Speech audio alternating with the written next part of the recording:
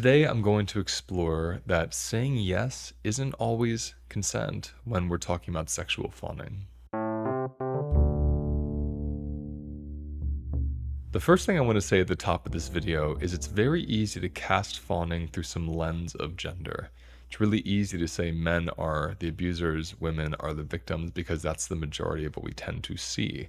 However, sexual fawning, it affects everybody. I have seen it over and over and over again. We don't see a lot of examples of it because we don't talk about it as much as it refers to men because men don't think they can do that.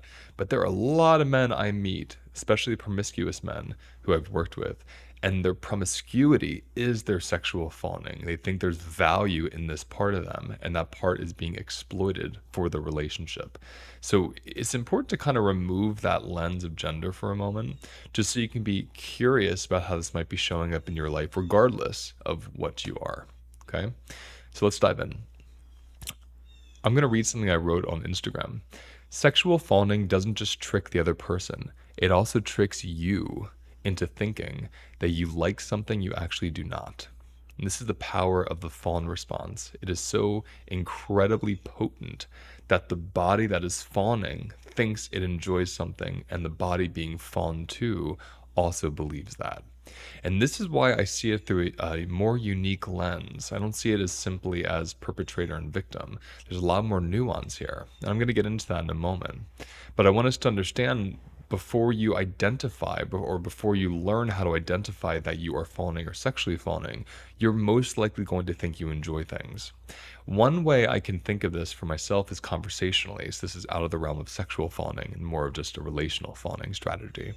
In conversations I'd have with people, whether I'd have tea or I'd go to their house for dinner, I would think in my mind, I love this person. I like spending time with them. They're wonderful.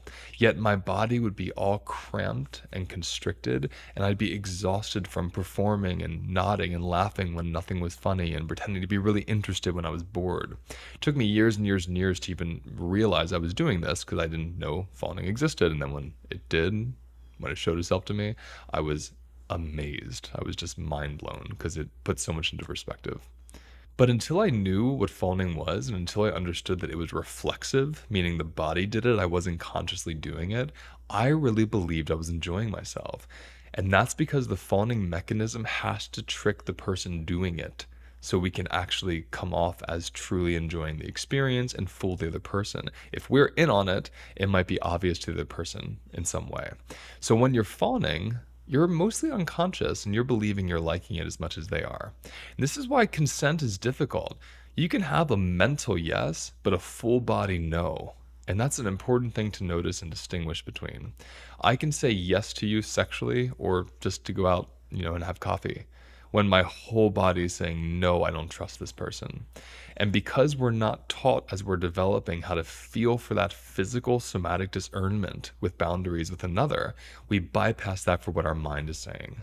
And when you have a history of fawning, when you come from a background of developing with the fawning strategy, you reflexively just agree with what people want before even pausing to take a breath and noticing how your body's feeling. So the first thing we can start practicing together is very simply, I'm saying yes. What am I feeling? Where am I feeling the yes?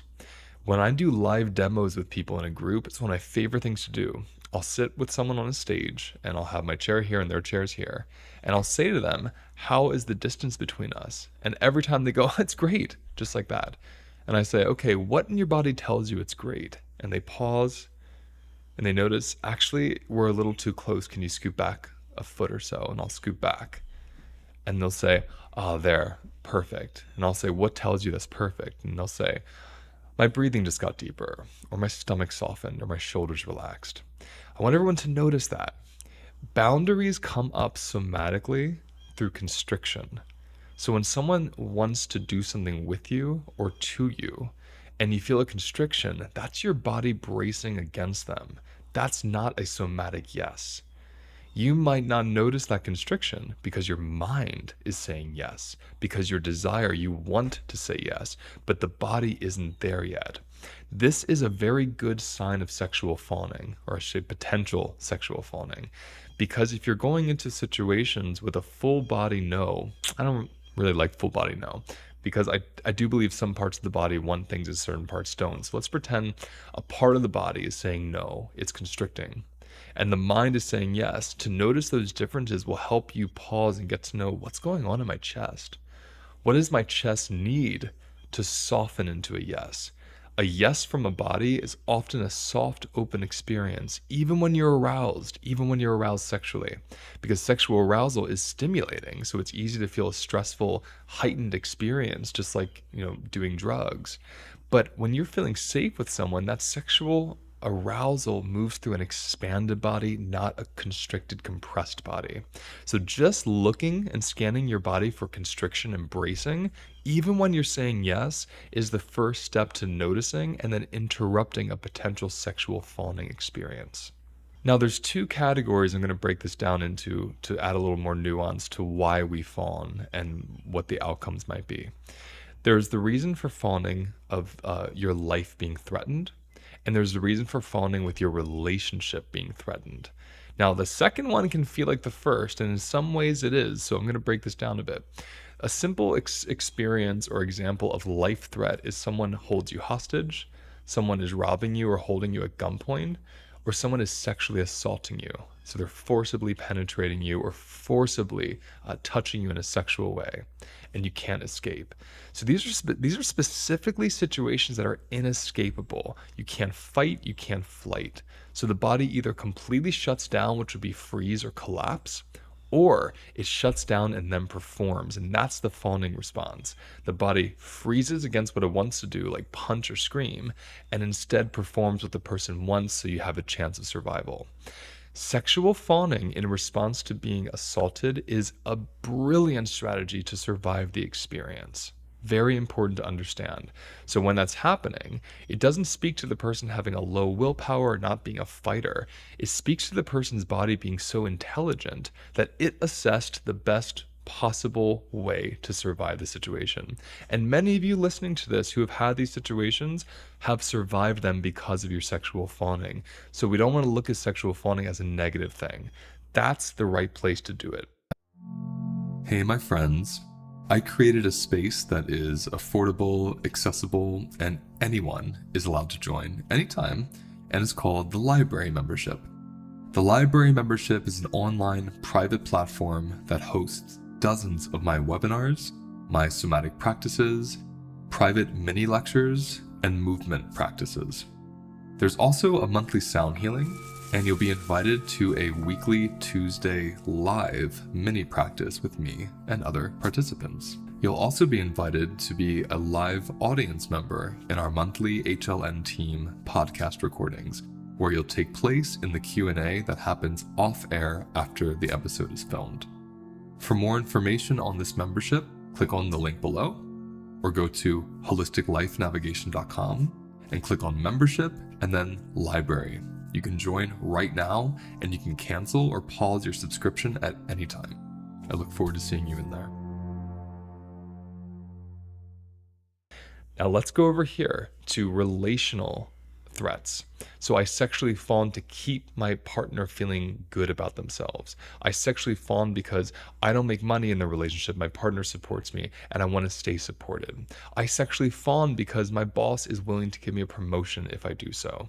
Or my boss is saying he's going to take my job away, or they'll take my job away, because it could be a woman. That has happened. And I sexually fawn to keep my job. So these are relational threats that also can be threats to life. So the last example I used, my boss is telling me unless I have sex with them that I'm going to lose my job. That's a threat to my security, my financial security. If I have children, it's a threat to the safety I provide to them through finances, my home, my food, my electric bills. What sustains me and protects me in this world is based on money. And when the person I have a relationship with who gives me money is telling me they'll stop unless I sexually fawn or unless I do something sexual with them, then there is in some way a threat to my life. Now, even in these situations, there are some people that don't sexually fawn. They fight, they flight, they shut down, they say no, and they lose everything. They have to start all over again. Some people are willing and able to do that. Not all of us are willing or able to do that depending on our circumstance. This isn't about who's right or wrong or who's having the better response. It's just about understanding some nuance so you can start assessing, is your sexual fawning actually protecting you and keeping you alive? Or is it protecting your relationship dynamics? If it's protecting your relationship dynamics, that means you have sexually fawned with someone so they feel good about themselves and so they like you. But to break up with them or to lose that dynamic and create a new one wouldn't actually threaten your life. This person isn't in charge of your safety in terms of shelter. This person is not in charge of your money making. This person doesn't have that kind of power over you. What they do bring to you is a certain attachment need. They fulfill your need to be loved or admired or connected with, even just to be kept company. So it's really common that we'll sexually fawn to keep that attachment need stable. But that's different than fawning to keep your life stable. So something to consider as we move into this and we understand the different layers and reasons why we might sexually fawn. One thing I want to say is when we are sexually fawning, and again, I like to say the body is sexually fawning because it really is the body that takes over in these moments. Afterwards, we can't have these conversations where we're saying that the other person should have noticed, that they need to be more in tune with us. That would be great. It's amazing. This happened for me actually. My partner had called me out on this early on. She was saying, I don't like the way you're doing this. You don't really feel like you're in your body because she's extremely somatically attuned. But that's rare. Not everybody is. So we can't expect our partners, especially our hookup partners, to notice when we're having a body no, even though we're having a mental yes. That's a responsibility we're placing outside of ourselves, which is disempowering. We're giving the agency over to the other person. And when the other person is misattuned, is potentially abusive or in a power dynamic with you, we can't expect them to suddenly be enlightened to what our body's doing and that there's some kind of incongruency between our body state and our mental one. That's for us to learn. The more we can educate ourselves and victims of sexual abuse and assault and power dynamics about the fawning response, the sooner we can interrupt it and not enter into these contracts blindly. A couple quick questions I'm going to read that some people sent in from the last one. I would love to hear your thoughts on the Neo Tantra community. It's becoming popular to have big experiences of touch with many people. Is it possible to not enter fawning states in spaces where open intimacy and touch is expected with everyone? So underline the word expected. If you're entering into a group, and especially through an umbrella of healing or a spiritual experience, and there's an expectation that everybody must touch each other sensually or non-sensually, that's the first red flag to go away. If it's expected of you and there's no opening or are educating you in feeling the body yes in comparison to the mental yes, I wouldn't do that if I were you. I do somatic touch sessions on a table. I have 30 to 45 people at a time, and everybody takes 1 minute to lie on a massage table and ask for a certain kind of touch they want. And the rules are nothing sexual, no moving touch unless asked for, and no touching the genitals or the nipples at all. Now, what we do is we spend 1 to 2 hours before even getting on the table to learn the somatic experience of a no, to feel the constriction when someone comes too close. I partner people up to notice as you walk to them and you notice your chest gets tight. Do this and see what that feels like in the body. And they start to get comfortable feeling their no, comfortable expressing their no. And in a group, they realize they're all here to learn this. So they don't have to feel bad if they say, I don't like this or a no. And people have incredible experiences. They're able to renegotiate touch on the table for the first time in their lives. And then they leave going into their personal, intimate relationships doing the same thing and transforming out of the sexual fawning reflex as a way of relating. So if you're not being educated on the body yes and the body no, I wouldn't go into these kind of communities. If you are and people are speaking a similar language and you really can feel your embodiment versus dissociating quite easily around people, then I think you can navigate what feels right or wrong to you. I prefer non-sexual group experiences for healing. I think when you go into group sexual experiences under the umbrella of healing, there's too much unconscious sexual trauma I've found that just isn't being dealt with unless those people are on a year or 2 year long journey together with a great practitioner and they're all consciously sitting with their unconscious parts. You have great opportunity for healing then. But when it's kind of a one-time thing with a bunch of strangers, you're going to find a lot of enmeshment and trauma bonding usually occurring when there's sexuality involved. Someone wrote, I'd argue that when there is a power imbalance between two individuals or when there is a threat or coercion, we need to be super careful about framing this as fawning. I understand this because when you frame it the whole thing as fawning, then you bypass any accountability for the person abusing power. However, when someone's abusing power, so when my boss says, Luis, hey, if you want that promotion, you need to sleep with me, and I do it, two things are happening there. One, the person's abusing their power. Absolutely. They're coercing me. Absolutely. That's not okay. We have to hold them with that and hold them accountable to that. And I'm sexually fawning. And when I can admit that and understand it and learn it, I'm empowering myself because the person abusing power is very unlikely to be enlightened to sexual fawning or want to help anyone with it. So we have to be responsible in a power imbalance or an abusive power situation to notice when we sexually fawned. So two things are true there. Yes, power is being abused, that's not okay. And yes, I sexually fawned. Framing the whole thing as fawning is not appropriate, but my response being fawning is appropriate. The final thing I'll add, just from what I saw in the comments, is when we fawn, we bypass our boundaries, and that's the point of fawning. So listening to this video, consider how it feels in your body. Consider the parts that are unexpressed, the parts that want to fight and yell and cry and hide, that don't get to do that when they're sexually performing to either save your life or save your relationship or some kind of attachment need. Notice what's unexpressed, what's frozen, what hides behind the constriction. And please visit the link below to see my entire webinar on sexual fawning, where you can learn so much invaluable information and practice for the rest of your life getting out of this reflexive response.